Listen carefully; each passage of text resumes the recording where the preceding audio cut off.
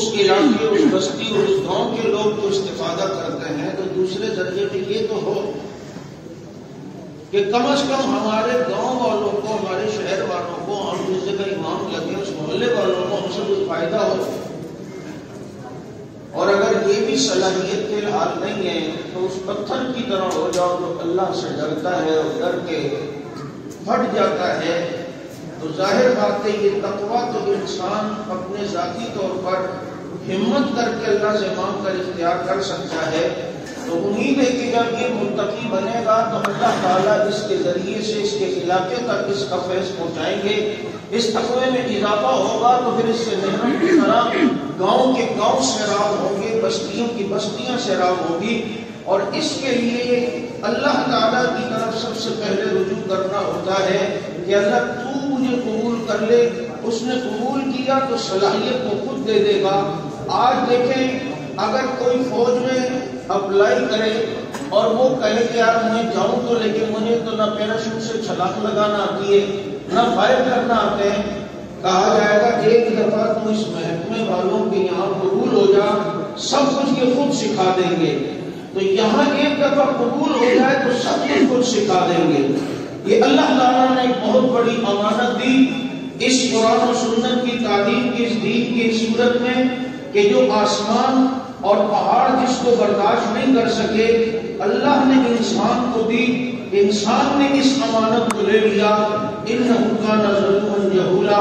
اب یہاں ایک سوال ہی ہوتا ہے کہ جو امانت آسمان برداشت نہیں کر سکا، زمین برداشت نہیں کر سکی، اگر انسان نے اس کو لیا ہے تو انسان کی تو تعریف ہونی چاہیے تھی۔ یہاں انسان کو ظلوم بھی کہہ دیا اور جہول بھی کہہ دیا۔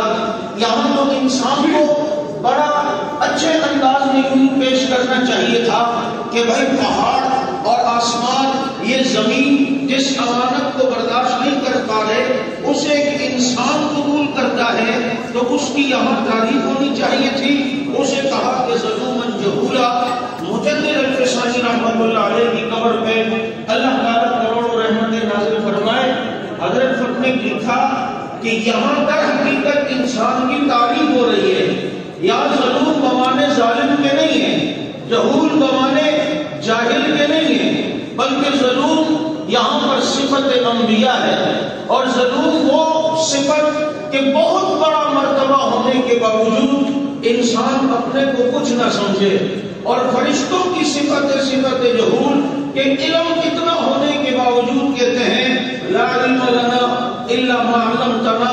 اور وہ ظلوم دیکھیں نا آدم علیہ السلام کیا کہتے ہیں، قال ربنا ظلمنا انفسنا۔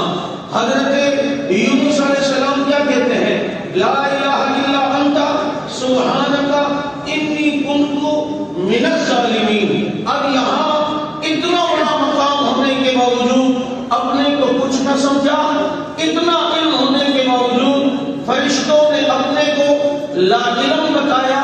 تو جس میں یہ دو صفات آ جائیں، اتنا بڑا مرتبہ ہونے کے باوجود یہ اپنے کو کچھ نہ سمجھے، صاحب علم ہونے کے باوجود پھر بھی علم کا محتاج ہو اور یہ کہے کہ نہیں مجھے تو آتا ہی کچھ نہیں ہے، یہ دو صفات جس میں آئی یہ اس قابل ہے کہ وہ امانت جو آسمان و زمین برداشت نہیں کر سکے، اللہ یہ امانت اسے دے گے اور اس امانت کو لے کر یہ دنیا میں چھا جائے گا۔